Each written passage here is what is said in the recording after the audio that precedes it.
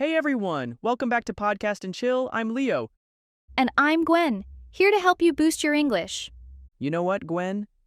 Sometimes I just want to be a total couch potato and do absolutely nothing. I hear you. We all need a break sometimes.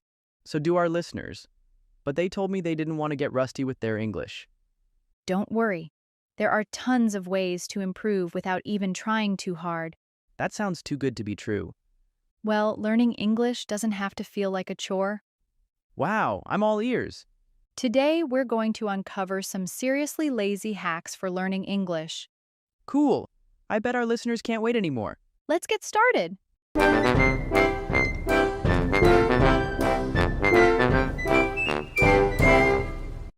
So, what's your first lazy hack?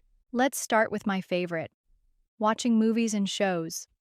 Seriously? So we can Netflix, have fun, and learn at the same time? Yep, But what if I don't understand what the actors are saying?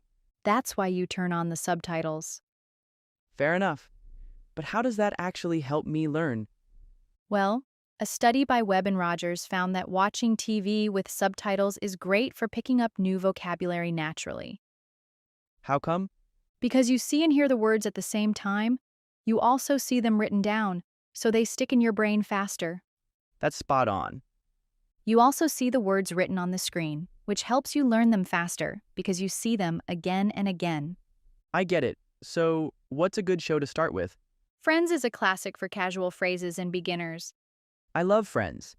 If you like quirky humor, shows like The Office are great for learning sarcasm and slang, That's a classic. It's like killing two birds with one stone.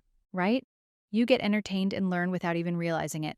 However, not everyone's a movie buff like you, Gwen. Some people are more into social media. That's perfect.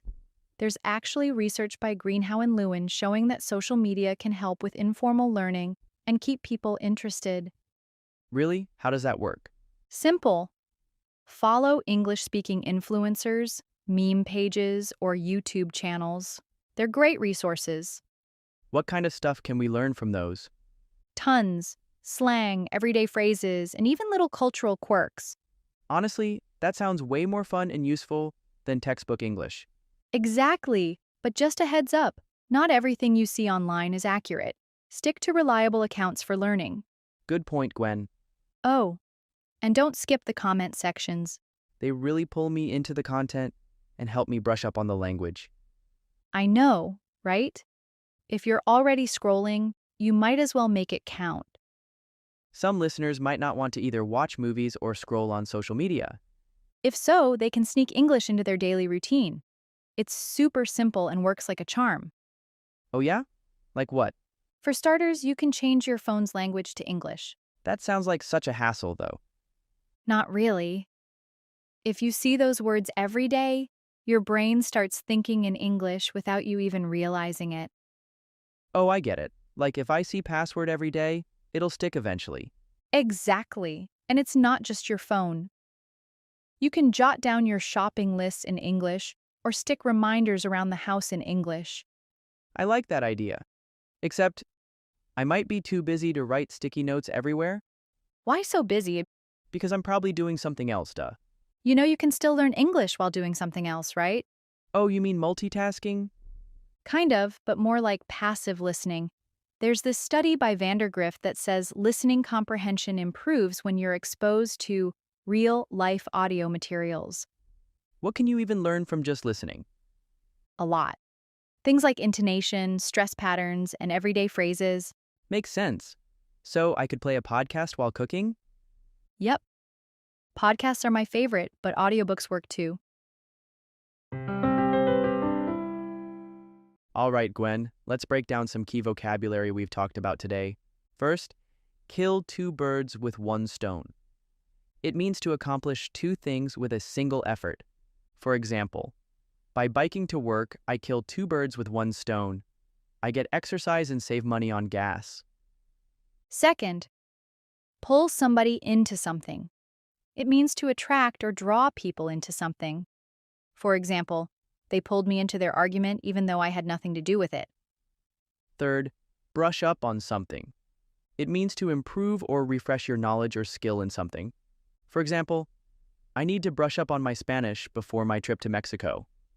Fourth, make something count. It means to make the most of an opportunity or situation. For example, we only have one chance to pitch our idea, so let's make it count. Finally, jot down.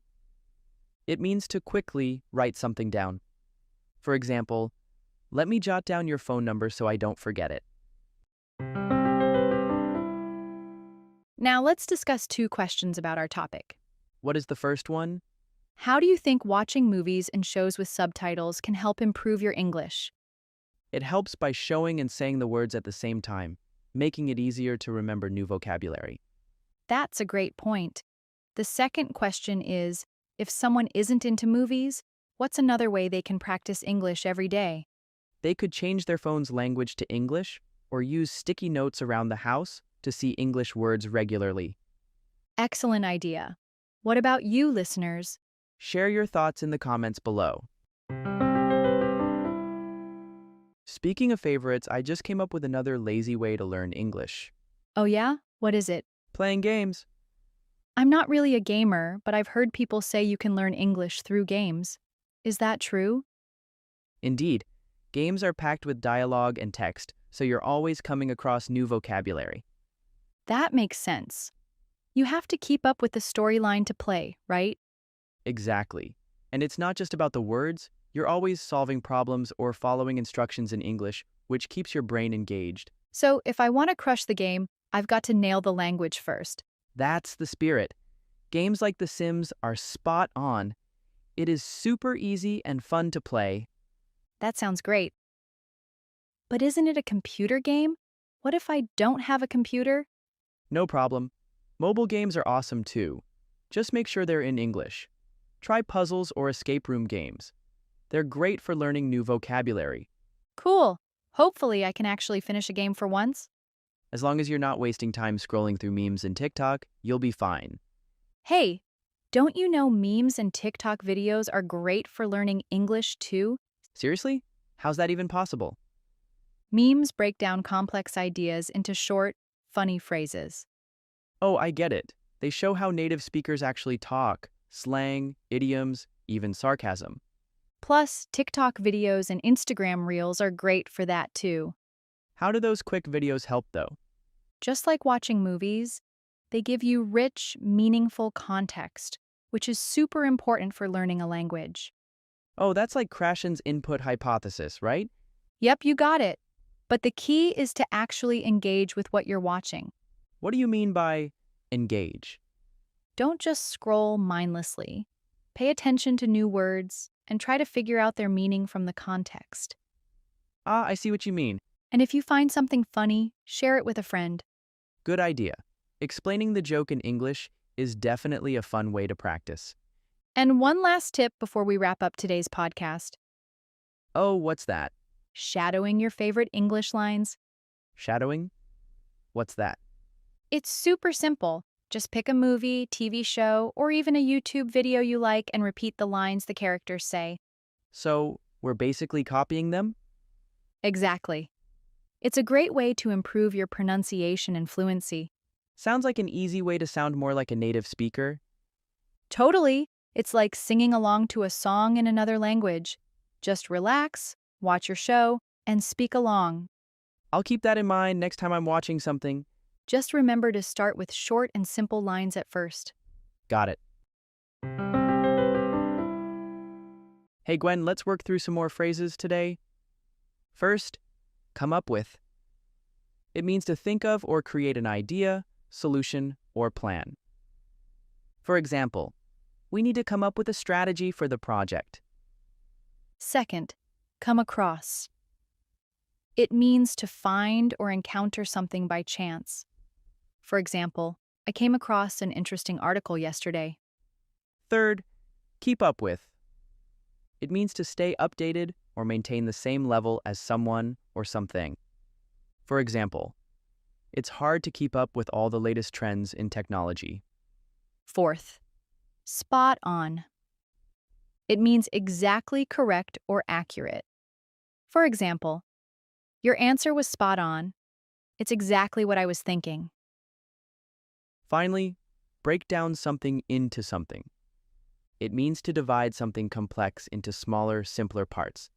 For example, let's break down the project into smaller tasks to make it easier to manage. All right, Gwen, here's a question for you. Sure, hit me with it. How can playing video games help improve your English?